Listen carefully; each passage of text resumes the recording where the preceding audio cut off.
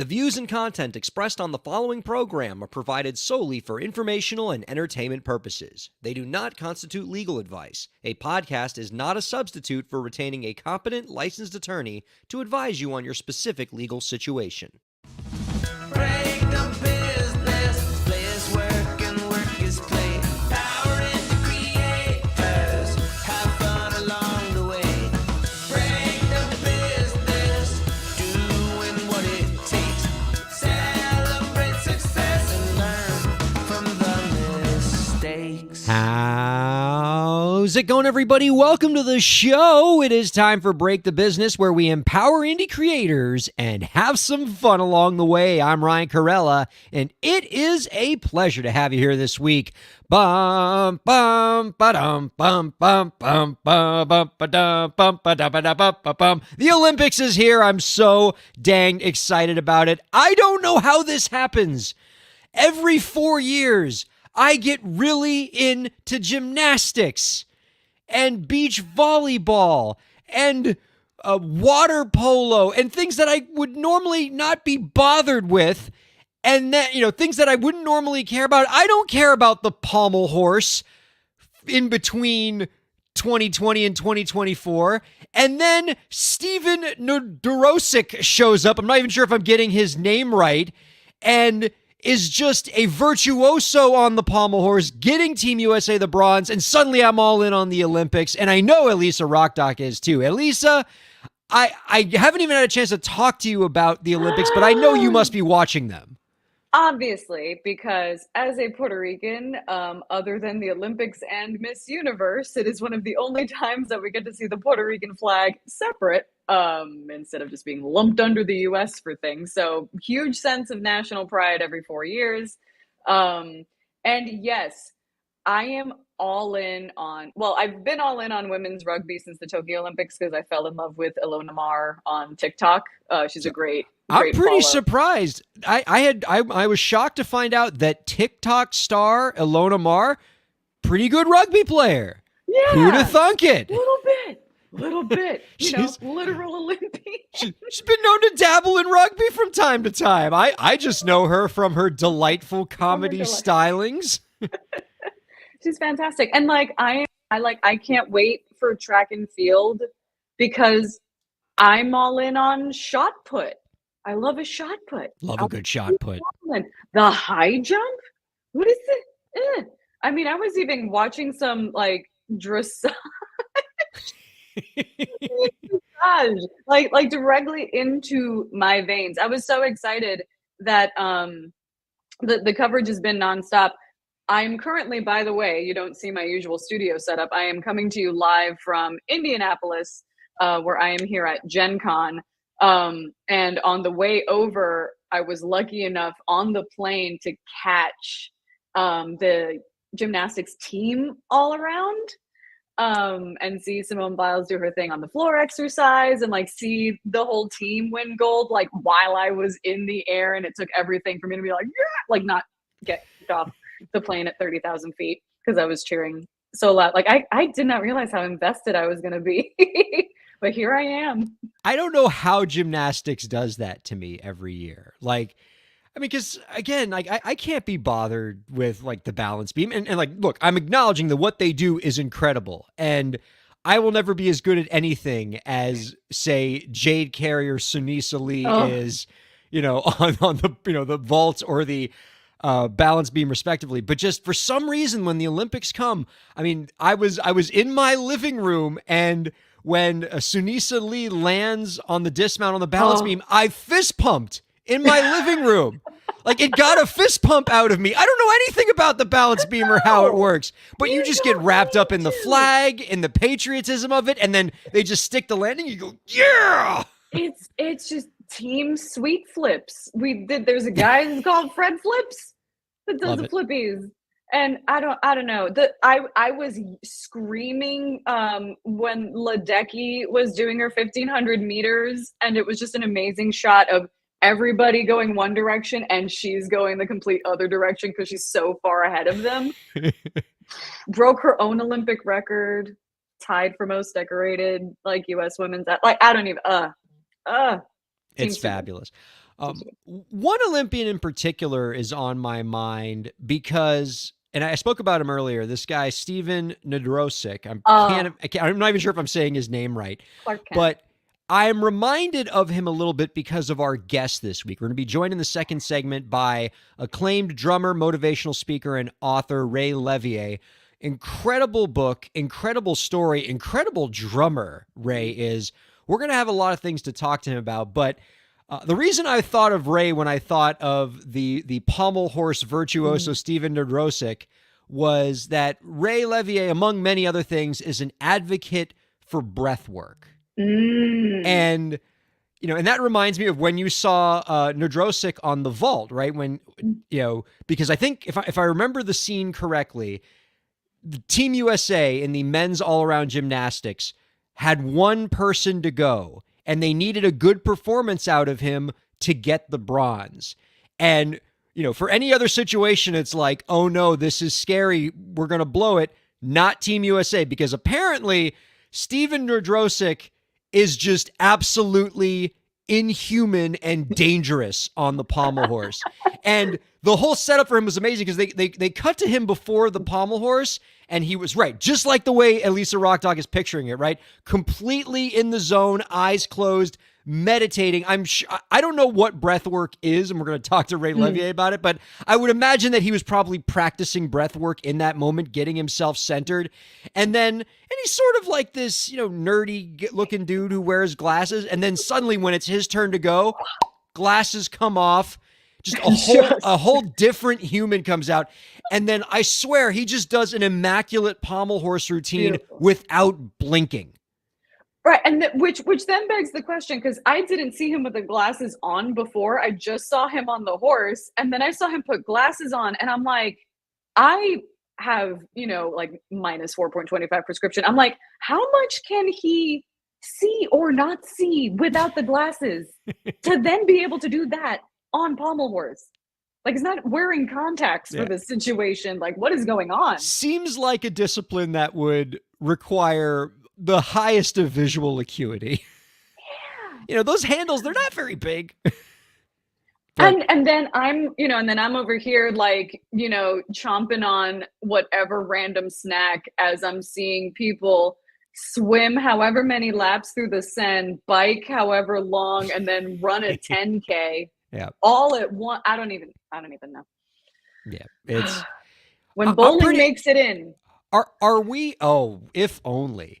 I am waiting with bated breath for the bowling entry into the Olympics and the pickleball entry into the Olympics. I've become something of a pickleball fiend as of late, and I think, the Olympics needs more dinking. There, I said it. The Olympics are coming to LA in 2028. You're telling me we can't get, like America and bowling, it goes together like peanut butter and jelly. We can't get bowling into, have it in Bird Bowl. It'd be great. Oh, that'd be amazing. Our old bowling alley for sure. So, I think with respect to Steven Nadrosik and the glasses, are we sure that those are real glasses? Like, this might be like a Clark Kent Superman thing, or are the glasses just an affectation as part of the mystique? What's your prescription? Drop the prescription. That's Steven. right. Yeah. Let me get him in the chair. We'll put the little thing in front of his eyes, go better or worse. Like, we can test this out. Anyway, this little faraway hot air balloon look to you. As you mentioned, Rock Doc, you are presently in Indianapolis, Indiana, which makes me jealous of you for two reasons. One, you're currently working Gen Con right now, yes, which is a really cool event, and you're doing some really awesome stuff in it. We're going to talk all about that in a bit. Also, by virtue of being in Indianapolis, that means you are sharing the same city as John Green. And that's right. I know, like, he might be around there somewhere. You must just be feeling his positive aura. Like, absolutely. Well, like Gen Con itself, but like, if he is in some sort of like full body cosplay as to not get mobbed, I would not be surprised. He makes his way in here. You might be feeling his aura. Like, from the moment you stepped off the plane, did you suddenly feel this overwhelming urge to have like a healthy sibling rivalry with your brother? Well, yeah, I mean, granted, we did actually bowl against we bowled with each other at a tournament last week. So yeah, I was kind of feeling it. There you go. So I think when as we normally do, as we're wont to do when Elisa Rockdock is here, we do the Elisa Rockdock career update because people love to hear about the things you're doing as an indie creator. We often use it as an opportunity to share some great advice through your own experience. And so I think we can fold in some Gen Con talk in with your career update.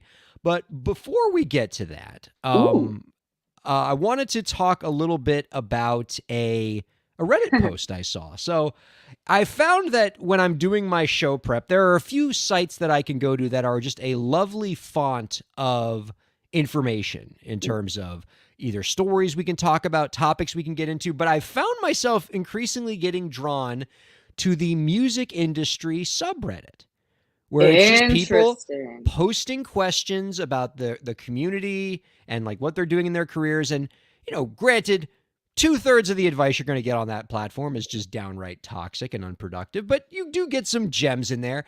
And a lot of the questions that people are asking are really good ones. And I saw one on the platform that I was like, oh, that seems like something that we could talk about. And so here was what the question was. And I think it might be, it's a nice explanation of how royalties work, and it's worth sharing. So the post was, I placed a beat with an artist and worked out a royalty percentage. She then sent splits through DistroKid. My question is, do I need to register the songs through the MLC? DistroKid says it pays out, quote, mechanical royalties. So if I register with the MLC, will I be double dipping, so to speak? Now, here's what I like about this question, Elisa, is it demonstrates that this letter writer not only knows a lot of the terminology, but has a pretty decent idea of some of the features that a platform like DistroKid has, right?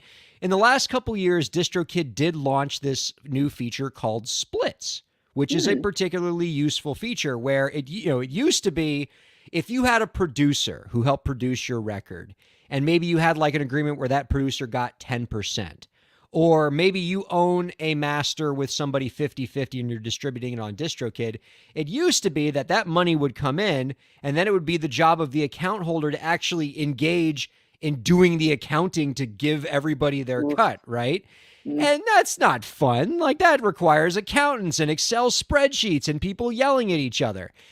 And so DistroKid launched this feature called Splits, where within the DistroKid platform, you can tell DistroKid, take this 10%, send it to my producer, and DistroKid will get that person's bank account, and they will take care of the splits for you, and you don't have to worry about any of that. So that's a nice little godsend. And for a lot of masters these days are done with people who make the beats for them, right? Somebody gets a beat and then puts it into a new master, and so you have to, and then as part of the agreement, the beat maker gets a piece of the master. And so, but now you can do all that through DistroKid, and that's nice. And oftentimes these beat makers also get a piece of the songwriting because the beat itself is has enough of a melodic and perhaps lyrical component to it that the beat maker rises to the level of songwriter. And so what this person is asking is, if the person who's releasing the song is releasing it through DistroKid and is already giving me my split through DistroKid, if I also own a piece of the songwriting, do I have to register for my mechanical royalties separately, or is DistroKid going to pay me my mechanical royalties? And the answer is the former. You have to go get those mechanical royalties separately. The question asker is operating under the assumption that DistroKid pays out mechanical royalties. This is not true. DistroKid pays out royalties on the master's side of the equation, right? They're paying out sound recording royalties.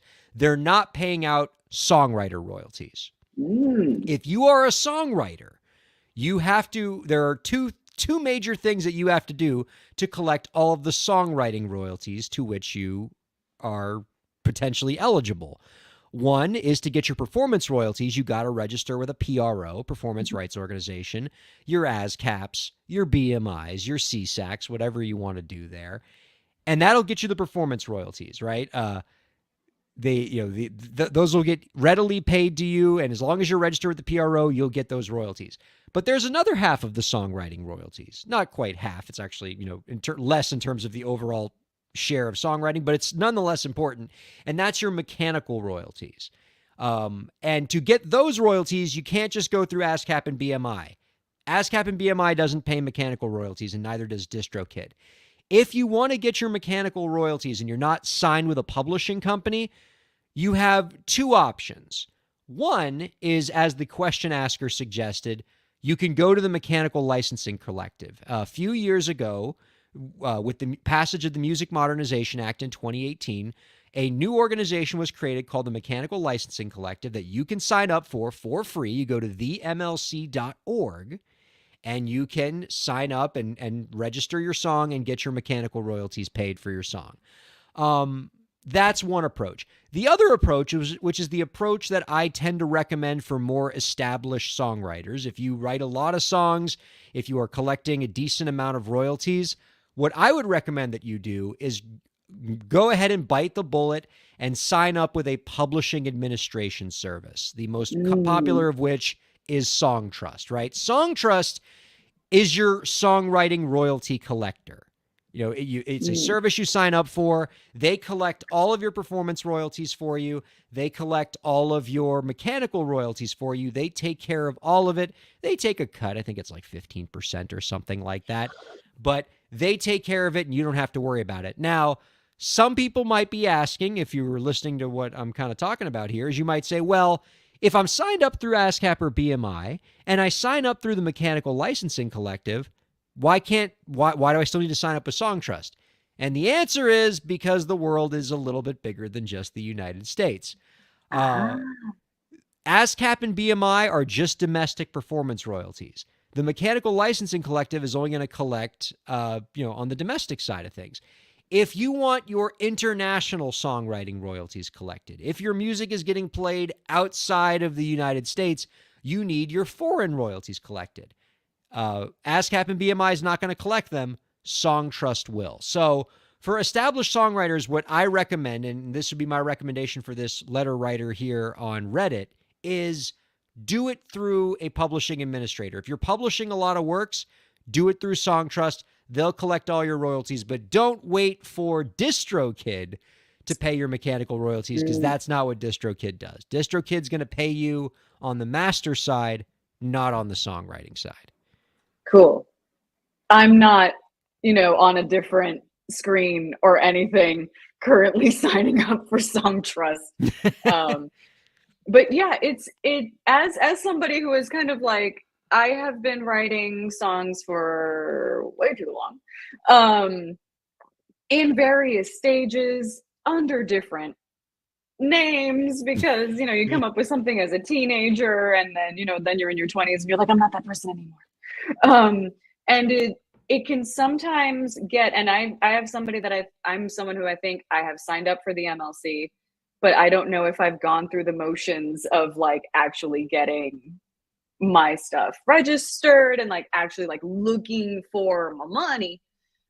Sometimes it feels like some of these websites maybe make it a little bit harder than it needs to be, to just find where my music is so that I can get my 7 cents from Belgium. Shouts to Belgium for for listening to my song. But I mean that would be a heck of a way to sign up for Songtrust and realize that, hey, I'm actually bigger internationally than I thought. That might be a nice little thing. And by the way, that's a pretty good reason to get your mechanicals taken care of, however you do it, right? Whether it's just doing it directly through the Mechanical Licensing Collective or doing it through a platform like Songtrust, is you might already have mechanical royalties sitting in a box somewhere that you can't get to until you actually go through this process. And if you wait too long, what happens is the royalties that are in that black box, they get redistributed to all the publishing companies. Like they take your money because you don't take it in time. It's written right into the Music Modernization Act. If you wait too long to get your mechanicals, Sony gets it. We don't want Sony to get your money. Sony's got enough money already. Yeah. So get on that. Particularly if you have an extensive songwriting catalog, do not ignore the mechanical royalties or you're leaving a lot of money on the table there. All right. On that note, I'll be right back. I got it. There you go. Yeah. I'm glad we got you thinking of it though, because I know you got all kinds of songwriting projects in the hopper, and you have at this point you've been writing enough that you and Evan have a pretty substantial catalog of music, and all the more reason to make sure that you're getting all your songwriting royalties. Speaking of just the cool things you're doing on the creative side, let's talk a little bit about your career update. I mean, It seems like it's a Lisa Rock Doc career update. Indianapolis edition. Yes. Since you were at Gen Con, and let's be clear, when Elisa Rock Doc is at Gen Con, it's not a social call. You are not merely there to take in the board games. You're working. They are keeping you quite busy.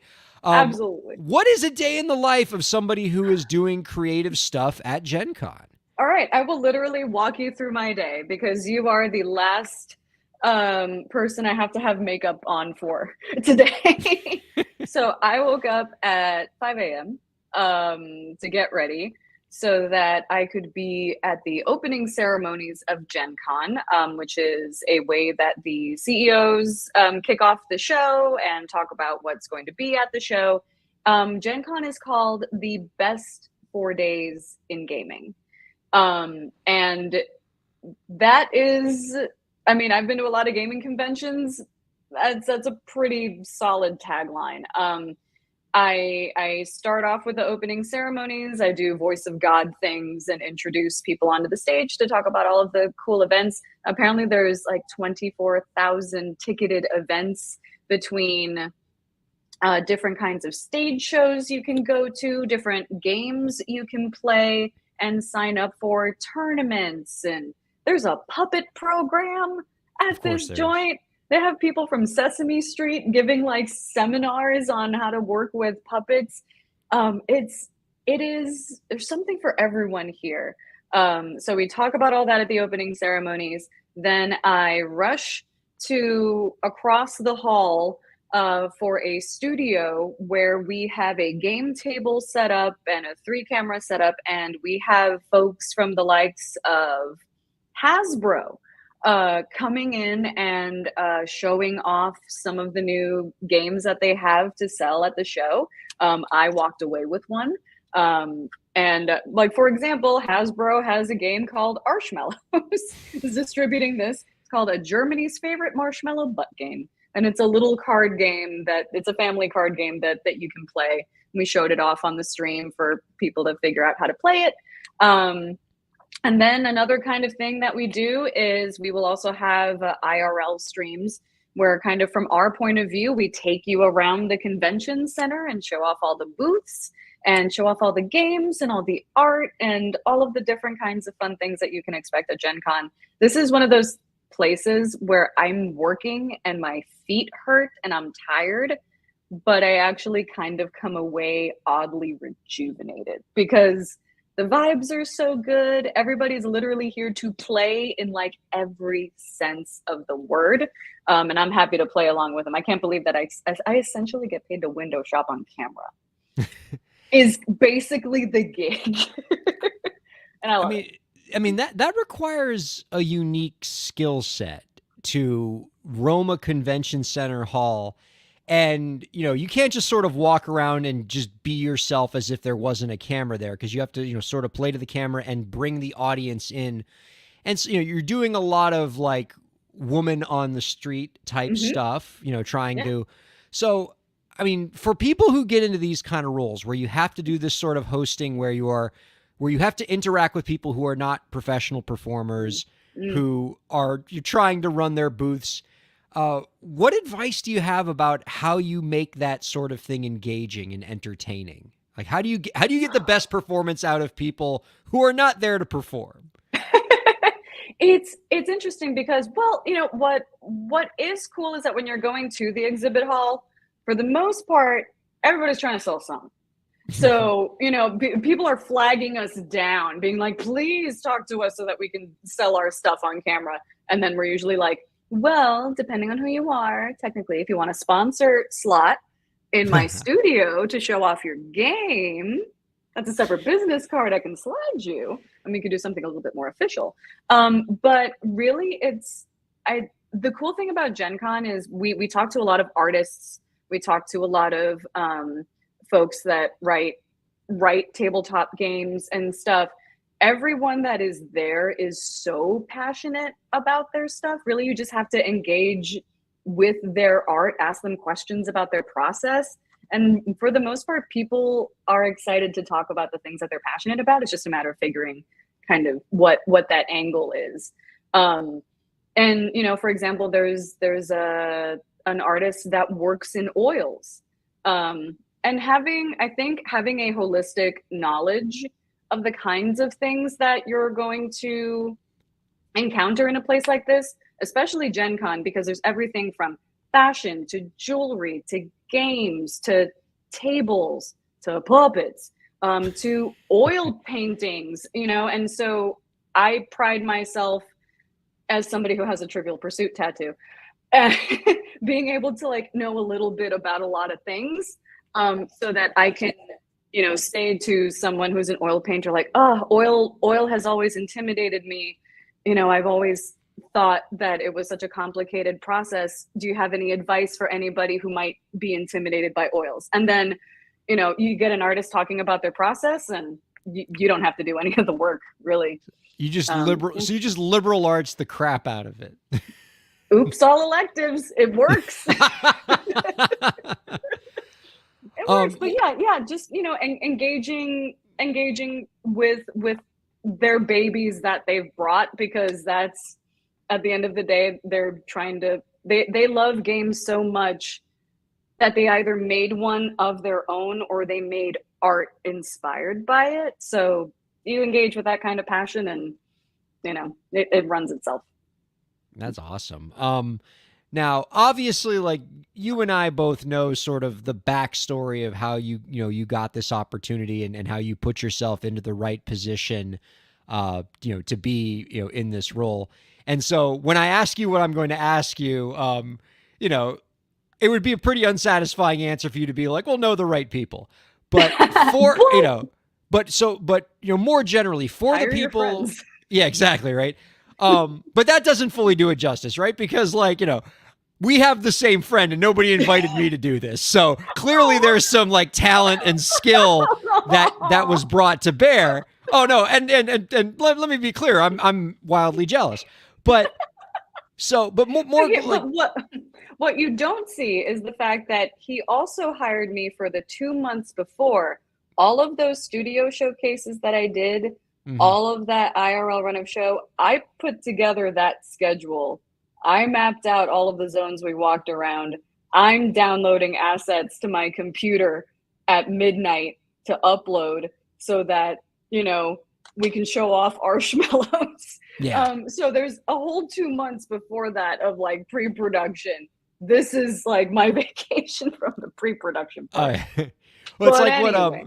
what was it like? I think it was like Ray Lewis, the football player, used to say, you pay me for the 6 days a week, you get the Sundays for free. Yes. Like, exactly. you know, like, you know, your work was all the stuff leading up to Gen Con. Yeah. Gen Con's the playing on Sunday. Now, but what I mean, you know, so I guess what I meant to say is, like, for the people who love the idea of maybe getting to, you know, provide a hosting role, a voice of God role, a woman on the street role for these kind of events, right? They think, oh man, I'd love to be able to do this for like a Comic-Con type setup or something like that. What are some pieces of advice you might have for those performers to set themselves up for these kind of opportunities? You can't say that you do something that you cannot back up with a decent portfolio proving that you can do the thing. So I have enough experience between hosting shows at Gearbox, and doing my own streaming and showing things off, that I have the clips to be able to show people like, hey, I would love to do this thing.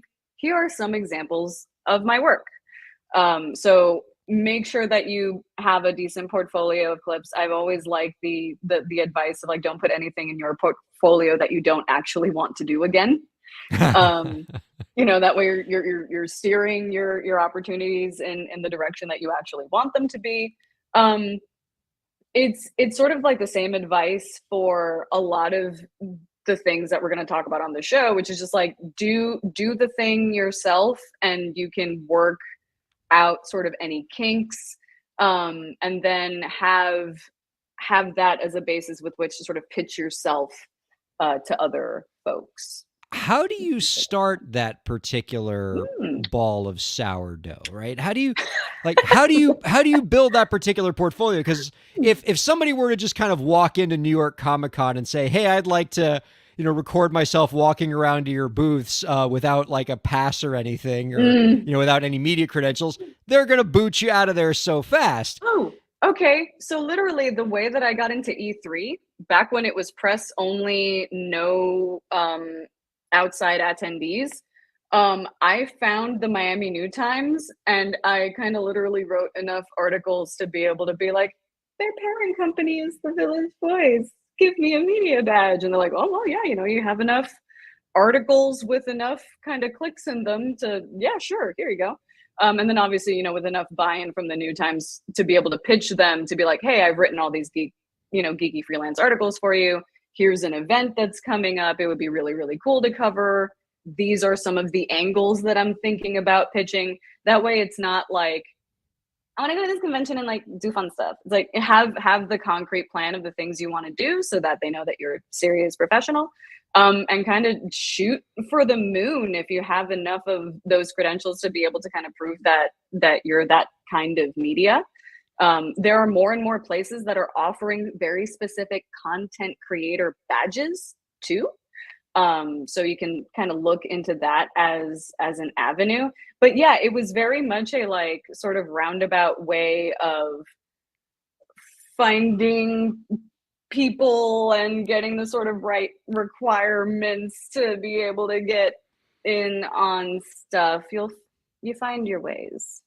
And you certainly have. I'm over the moon for you. This is a very, very cool opportunity. I am very much looking forward to my little son getting just a little bit older so that, I can start going back to cottons like this again and take him with me, because I feel like, father and son would have a grand old time there. They'd love this one. Get to watch you work. All right. Let's take a quick break. We're going to be joined by Ray Levier in the second segment. Don't go anywhere. Keep checking out Break the Business. Break the Business is presented in cooperation with Ryan Kairalla, PA. Ryan Kairalla, PA is a law firm providing transactional entertainment legal services, including contracts, business formation, commercial law, copyright, trademark, and more.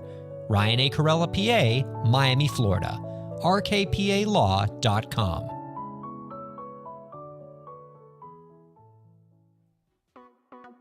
Streaming services for Break the Business provided by LEK Entertainment. LEK Entertainment is a full-service entertainment company offering everything from consultations to full-scale events and productions, including audio and video productions, voiceovers, staged theatrical productions, script and music development, and streaming services. For more information, visit lekentertainment.com. LEK Entertainment wants to help you bring your story to life.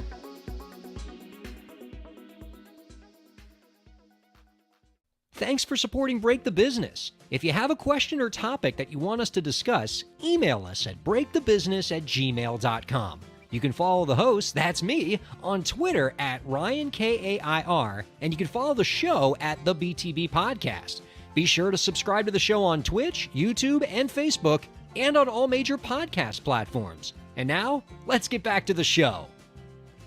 I feel like I'm falling wildly behind on all things board games. When I hear you talk about just all the new innovations at Gen Con, and if I were to like go into my board game closet right now, the most recent thing I would have is like a box of apples to apples that is just covered in dust. Because who has time to do game nights anymore? And so I feel like you and I, we're going to have to sit down after the show, and you're going to need to update my collection a little bit, because it sounds like there's some pretty cool board games coming out these days. Yes, absolutely. Welcome back to Break the Business, everybody. Ryan Kairalla here with Elisa Rock Doc, just having a grand old time, and the good times keep on rolling here on SiriusXM and Volume.com and all major podcast platforms and Twitch and wherever you're checking us out. We're just so glad that you are. Let's go ahead and bring out our guest this week. Where the master brings the beat, all the fans in every seat. Sticks on skins just can't be beat. Ray Levier, feel the heat. Ray Levier, hey, hey, hey. Drum the world night and day. Feel the groove in every way.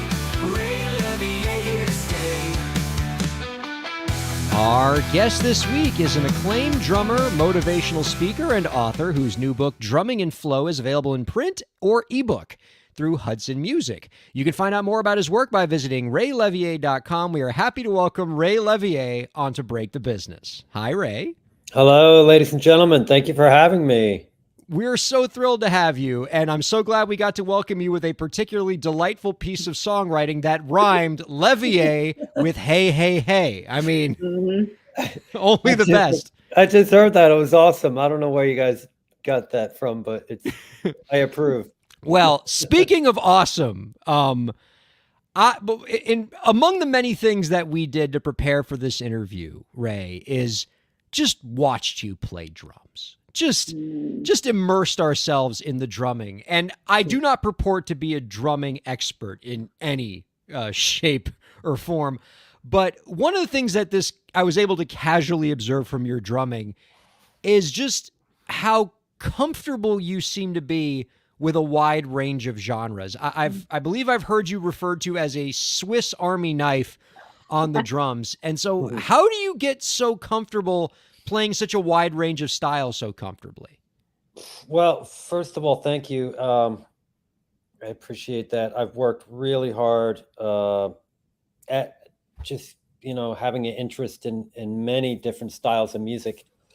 And I wanted to be that guy. Like my heroes were guys like, I'm throwing drum names out there and you probably won't know them, but Steve Gadd and That's Vinnie fair. and, Steve Smith and Dennis Chambers. I mean, these are like world-class drummers that can play every style like it's the only thing they play, So for instance, Steve Gadd has played with everybody from Chick Corea to Paul Simon to James Taylor and on and on and on and on. Probably one of the most recorded drummers on the planet. And when I started following Steve's career, I noticed that he could swing his butt off. He can play with any jazz band and swing. His funk stuff was amazing. His rock was amazing. His pop rock, he's on everything. He's on Do the Hustle, I didn't know that was Steve Gadd. It's like, there was a time where Steve Gadd had like 3 different drum kits floating around Manhattan, and he would have his techs set up the drum kits because he didn't have time to he was so busy, he would take a taxi and just roll into the studio and they'd start tracking immediately and recording. So I wanted to be that guy that can play every style. And, and like I said, I really like different styles of music. I grew up listening to rock and classic rock, and I got really into heavy metal in high school. I listened to the radio growing up and, heard all the classic rock hits and, everything that was current. And, I was there when MTV started. So everything that started on MTV in 1980, all the way up till, when they kind of stopped the music business and went into the business of, doing these shows and it just got weak and, anyway, but I was there and I saw the whole thing. So I love all styles of music, and I just wanted to be able to play most of it, not all of it, but if I got a call for a country western gig, my duty is to know what are you going to be playing most of the night? Most of it like that train beat, chugga-chugga-chugga-chugga-chugga. And you got to stay on that. The song comes first. You got to really respect the genre of music that you're in. That's what my teachers taught me. So if you're playing a train beat, duka chaka, you can't throw in, some Mhm. drum fill in there. People will, it just doesn't fit, and same thing with jazz. Like if you're playing a straight ahead jazz pattern, chang, chang, kadang, chang, kadang, and you start throwing in some rock or some funk, it's like, it just doesn't fit. This jazz standard needs a double kick drum. Exactly. I mean, Oh, some heavy metal in there, some Cookie Monster.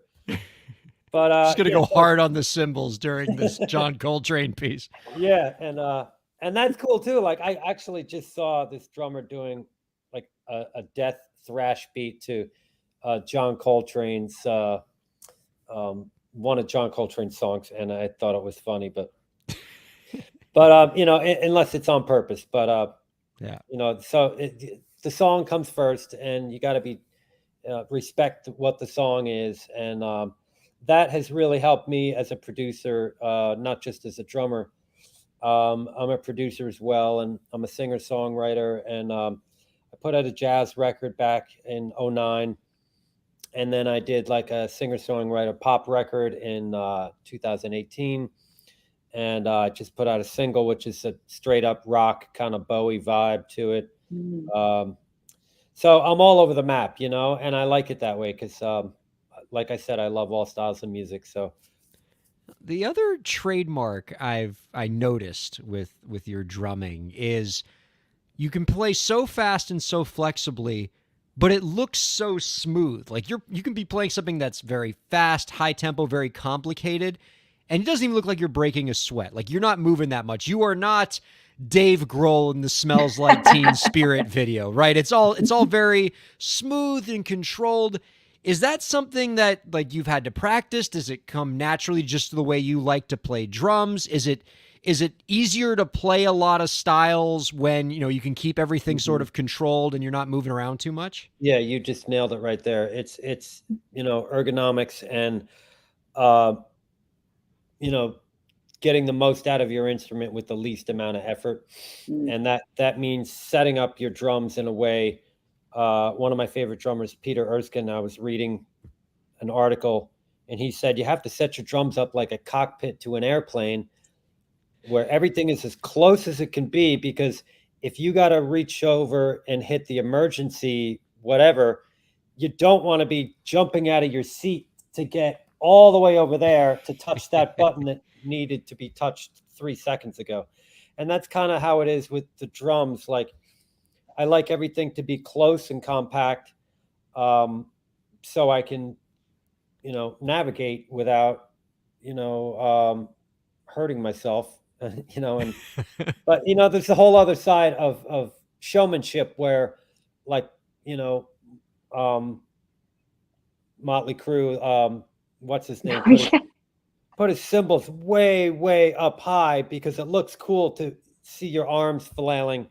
For the guy all the way in the in the bleachers, he can see the drummer going crazy, and it's all show, and that's great, and that's being true to the song and to the music. Like if you're dealing with like some crazy pop rock metal stuff, like people want to see a show, they want to see shit exploding, and they want to see the drummer twirling his drumsticks, and they want to see hair flying around. So again, being true to the music. I dig that. I want to talk to you about your new book, Drumming and Flow. And I think to aid in this conversation, I'm going to lean pretty heavily on Elisa Rockdock's insight here, and probably producer Lauren's insight here, because your book is all about drumming and breath work. And I will confess, I don't know much about breath work or the role that breath and breathing can play in relaxation and focus and things like that. But that's what but I know that this is something that Elisa Rockdock is much more versed in, as is producer Lauren. But you have a book out called Drumming and Flow. It's about how people can combine breath work and drumming to improve their focus and performance. And so I think to start off, for people like me who admittedly are quite a novice on this subject, what is breath work? Well, breath work is there's different modalities of breath work. There's different ways to breathe, and a breath work is trying to gain a state an altered state, whether it's to be up or to be relaxed or to go into a trance. Breath is a very, very powerful tool. And it's the first thing we do when we come into the world, and it's the last thing we do when we leave. And how many thousands, millions of breaths do we breathe every day? And most of us don't think about our breath, So, um, Well, now I am because you said that. and Yeah. Very aware of my breathing right now. so your breath is, so powerful. It can really put you in a state just by the way that you choose to breathe. And I thought that was fascinating, and I couldn't believe that nobody was talking about this when it came to drumming, because I'm a drummer, or any instrument, or anything you're trying to get good at. Breathing can only help you. I started right around COVID. I started getting into Wim Hof style of breathing, Yes. and Wim Hof, they call him the Iceman, and they nicknamed him that because his son actually nicknamed him that. They put him in a huge vat of ice, and this guy just breathed, and like no matter what cold situation you put him in, like his heart rate barely, his temperature barely dips below normal because of his breathing. So he developed this whole school to teach people how to breathe this way, and it's kind of stealing from the ancient form of tumo breathing, which is I don't know if you've heard these Tibetan monks that go in the Himalayas and they get their robes wet, and they have contests to see who could dry their robes the fastest in like below zero temperatures, where most people would go into hypothermia. These guys are just sitting there and breathing, getting their temperature way up, and they can actually dry their clothes because their body's generating so much heat. Come on. And so that's the idea behind Wim Hof, is that he's generating all this heat by hyperventilating, for lack of a better word. And you're dumping adrenaline into your bloodstream, and you're doing all these things physiologically that get you jacked up and just get your energy like cooking. And so no matter how tired I am, or whatever day I'm having, if I do some Wim Hof breathing, I try to do it every morning. And I run some classes every Monday, Wednesday, and Friday. And it's just a small group of friends and friends of friends and family that, and it's a revolving door. You come in and out as you want. You don't have to be there. You don't have to say anything. Most of the people, they're like, hey, I got to go before the class even gets through. So anyway, I started with this Wim Hof class. It was just me and a few other people. And it's still small. It never really grew into anything big, and I didn't really want it to. That wasn't the objective. But showing up every Monday, Wednesday, and Friday for these classes has really just opened the doors to how powerful this breathing method is. And it's just been a game changer for me in terms of mellowing me out and being able to deal with stress. Like, that's the big thing about the Wim Hof method, is that if you can sit in a tub of ice water, like, that's one of the most stressful things you can do, hands down. And so, like, I've done it a few times, and the first time I thought I was going to die. And but you realize how much of it is just your automatic like, ouch, I can't do this, and how much of it is in your mind. But if you just sit there and breathe through it, something really awesome happens, where your body starts heating up internally, and you can feel it. And when you get out of the ice bath, like, everything is just completely turned on, and you have all this amazing endorphins flooding through your bloodstream, and you just feel great. You feel like $1,000,000, and you feel a sense of inner heat. Not that I'm going to dry my robe anytime soon by having that much heat, but you can get a sense of like, wow, this, I can see how someone could actually like, dry a robe by doing this method, because you feel the internal heat, and it's hard to explain it, but it's a really incredible feeling. Yeah, my partner actually engaged in some Wim Hof breathing exercises as a way of sort of like as an introduction into like his meditation practice, to sort of Nice. like get him set up to be able to sort of dip in and kind of dip in and slide in is kind of like, or tap in, is kind of a way of describing it. I love the title of the book, Drumming in Flow, because I feel like we hear a lot about flow state when it comes to like athletes, Olympians, as we've been talking about before. But as a singer, I've definitely had the experience where you sort of hit that flow state where it's almost like time stands still in a way. So it's sort of like how does that kind of energy then kind of channel through the drums at a gig? That's a great question. And it's really, when a flow state is you're no longer, your egoic thinking mind kind of shuts up. When you're thinking, it's a story, basically. Whatever you're thinking, it's a dialogue you're having with yourself, and it's taking you away from the present moment. So for me, the breathing, I had this aha moment where I realized that it really takes you into mindfulness, and it quiets your mind. Because if I tell you to do box breathing and count 4 beats in and hold at the top for 4 counts, breathe out for 4 counts, and hold the bottom for 4 counts, like that takes a little bit of mechanics to just stay in that mode. So I'm no longer thinking about, did I leave the coffee pot on or whatever, so like, and when I'm drumming, sometimes those thoughts pop in. You're like in the middle of a drum solo where everybody's looking at you and they think, wow, he's really focusing. But yet I'm thinking like, did I leave water for the dogs? Oh my God. And like, but I guess that's automatic pilot. That's a flow state unto itself, because flow state is really when you stop thinking about what you're doing and you go into this, almost like you said it, like a trance state where the drums start drumming you, the breath starts breathing you, the singing starts singing you, like you're lost in the process. And I've had these moments when I'm practicing and nobody's around and I'm really relaxed, and all of a sudden I go into this flow state, and it's just otherworldly. Like it's just an incredible state to be in.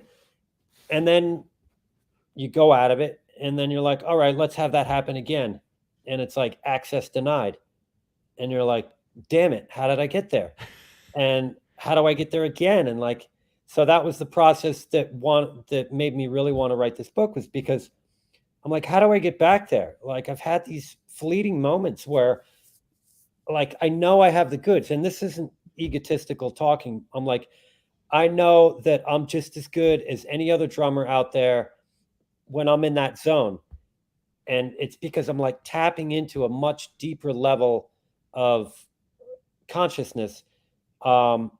And usually I'm the guy who's on the outside trying to look in, trying to get into that really creative zone. And it's like, how do I get in there? Where's the door? It's locked. I can't get in, and it's like, so it kind of unlocks that's more story, right? That's just more thinking about, and it's not necessarily what's going on. I'm thinking about, oh, it's not good enough, or I don't sound like Steve Gadd, or, blah, blah, blah, whatever. And it's like, that's taking me away from the moment. So, in a long-winded way to explain it, I noticed that if I can trick my mind into staying on something, it's not necessarily that I'm going to do that on the gig, that I'm going to sit there and count 1, 2, 3, 4, and like you have to count until it's internalized. And like when I go to a gig, I don't count, I count in the band, so they know where we're going. But once the music starts, we're all just along for the ride. So that's kind of what I strive for, is to just be out of that thinking brain, and be in this kind of reactionary, higher consciousness state, that I think, we talk about talent, and I think there's a big myth about talent that you either have it or you don't, and I think that's completely not true. I think what you either have or you don't is the ability to go to a place to allow it to happen. And Hmm. we can all somehow eventually do these exercises, such as breathing and meditating and quieting the mind down, calming down. A quiet mind is a ready mind, and when I read that, I was like, oh, that makes sense. Look at A the quiet martial mind. What's that? right? You look at any martial artist, any movie, and they say your anger is getting in the way. Like Mm, if you're angry and your mind is going, ah, like you can't focus the way this calm guy is just sitting there, and he's just, so athletes utilize this all the time, because if you can stay in a calm state, your muscles are ready to twitch much quicker. mm, And that's a scientific fact. Like, so for instance, coherent breathing is something that athletes really like to do, because a coherent breathing is all you're doing is breathing in for 5 seconds and breathing out for 5 seconds. And you're trying to keep it circular. And when you do this, you're stimulating the vagus nerve, which is your main highway nerve that goes from your atlas, your skull, all the way down to your tailbone. And along the way, it branches out to every single organ in your body. So this breathing modality, and I went down the rabbit hole with this one, with lots of YouTube videos, and read some books on it, and did the research, and I found out that athletes can really benefit from this style of breathing, because their nervous system is calm. I mean, if you have a calm nervous system, it's ready to just jump into action. So that's kind of the whole thing about being relaxed and being, mm. in your body, and not so much in your thinking mind. Yeah. That's where Pommel Horse Guy was. Alicia. Yes. Yes. Yes. He was. Yeah, like, he how was can in his you do flow that? state. He was in his zone. Yeah. How can you do that and think like, well, is my hand there? I should have moved my hand over an inch. Yeah. Oh, Go- what's this person doing in the audience? Like, none of that can enter your mind. Mhm. Yeah, it's almost like what the breathing does is, rather than force it, and it's sort of like, okay, I have to get back to this like super zen moment. You can't force that, but it's more about creating more opportunities for that to happen by like clearing away any sort of Yes. hurdles, right? Yep. Yeah. Yep. And I heard something about meditation that I really liked, because meditation was a real, like, it just eluded me for so many years, and I thought it was supposed to be a specific thing. And I thought you're supposed to sit there for an hour or 20 minutes without a single thought going through your mind. And if you can't do that, you're no good at meditating. And that's really, meditation has nothing to do with that. And the thing that I really like about meditation, and that I wrote about in the book, is like, it's about coming back.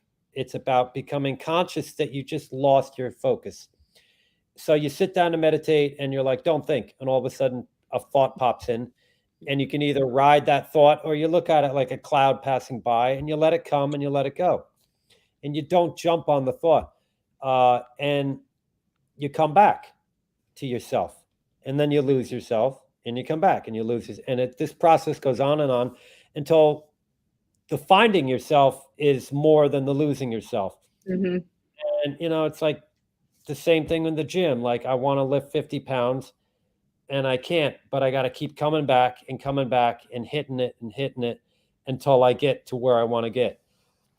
Our guest So- has been. Oh, sorry. Yeah, go ahead. No, I just want to jump in because we are about to lose radio soon. But I do want to tell people Our guest Ray Levier's new book, Drumming and Flow, is available in print or ebook through Hudson Music. Find out more by visiting raylevier.com. We got a little bit of time left, but I want to make sure we get our final question in here, which is the same question we ask every guest on this program, and I'm particularly intrigued in your answer and what it's going to be in light of your experience and your expertise. So we'll close with this. Do you have any last tips for the indie creators out there to help them move their careers forward? Is that for me or for Yes, indeed. Yes. Sorry. You have to be really passionate about what you're doing, and you can't listen to those thoughts in your head that start comparing yourself to other people, because God made you, and you're so important because you're the only one of you on the planet, and everybody else is taken. So why not be you? And I like that. And we have trouble believing in ourselves in this day and age. It's really hard because we're scrolling all the time on social media, and we're seeing everybody on Facebook whose life is just so awesome and everything's perfect, and it's not. It's just that's what social media wants you to believe, but all you're seeing is the trophy of these people. You're not seeing the trenches that they dug through for year after year to get where they're at. So trust yourself, believe in yourself. If you have a feeling, if something hits you inside, a feeling hits you and you're like, oh yeah, and it gets you turned on and it gets you passionate about something, you got to trust that, and don't talk yourself out of it once you're halfway down the road. Like I throw the baby out with the bathwater all the time, and that's not fair to yourself. It's like, try to talk to yourself like you talk to a best friend. Your best friend might say, this song sucks and I suck and I feel horrible and I'm not a good drummer and whatever. It's like, you're not going to sit there and agree with them. Be like, you're right. Maybe you should just become a lawyer or something. And, but you're going to be like, what are you, crazy? Come on. You're just having an off day. Like tomorrow's another day. You did the best you could for today. Like not every day's a win, like, count the wins that you did have. Like I got out of bed. I'm not sick. I'm healthy. I cleaned the cat litter box. Like any win that you can get for that day is like, pumping yourself up. So that's another thing in the book that I wanted to make sure I put in there. In the back of the book, there's the pages of positivity, and it's for those days when you're down on yourself. You go back there and you read some positive affirmations, and I have affirmations from like Ginsburg and Babe Ruth and Einstein and all these people that Nelson Mandela and people that came up with some really great one-liners to help lift you up in those moments. So believe in yourself. Well, we certainly are inspired by you. Thank you so much for being on the show this week. Our thanks to Ray Levier, Lisa Rockdock, producer Lauren, and of course our thanks to all of our viewers and listeners for joining us this week on Break the Business. We'll see you next week. Thanks.